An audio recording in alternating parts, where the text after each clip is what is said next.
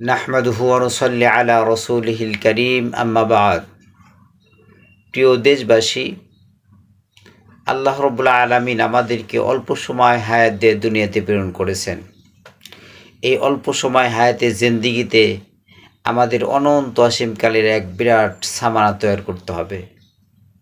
তাই আল্লাহ রাব্বুল আলামিন এমন কিছু কিছু সহজ আমল দিয়েছেন, যে আমলগুলি করতে খুবই সহজ, কিন্তু ওজনের পাল্লায় অনেক ভারী। যে যত বেশি পড়বে আল্লাহ রাব্বুল আলামিন তাকে তত বেশি সওয়াব দান করবেন। তার সঙ্গে আল্লাহ পাকের সঙ্গে তত বেশি গভীর সম্পর্ক হাসিল হবে। সেটা হলো মওলা পাকের জিকির।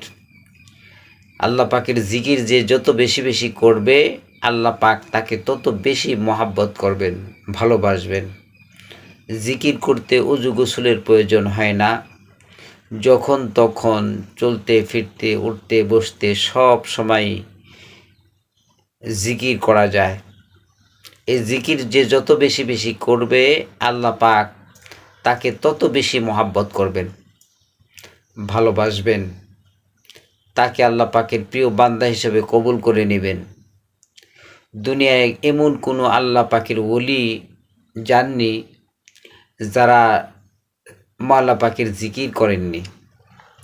যত আল্লাহর ওলি দুনিয়া থেকে চলে গেছেন, তাদের ইতিহাস দেখলে খুঁজলে দেখা যায় তারা সর্বদা আল্লাহ পাকের জিকির করতেন। সব সময় তাদের জবান জিকিরের মধ্যেই লিপ্ত থাকত। সব সময় তাদের জবানে মওলা পাকের জিকির ছিল। তাদের ঠোঁট, তাদের জিহ্বা আল্লাহ পাকের জিকিরেই নড়ত। এই জন্য আমরা যদি আল্লাহ পাকের সন্তুষ্টি হাসিল করতে চাই, তাহলে বেশি বেশি আল্লাহ পাকের জিকির করব। হর হালাতে জিকিরের অভ্যাস পয়দা করব। তাহলেই আমরা জাকিরিন হতে পারবো। আর জাকিরিন ব্যক্তি কিয়ামতের ময়দানে হাসতে হাসতে জান্নাতে চলে যাবে।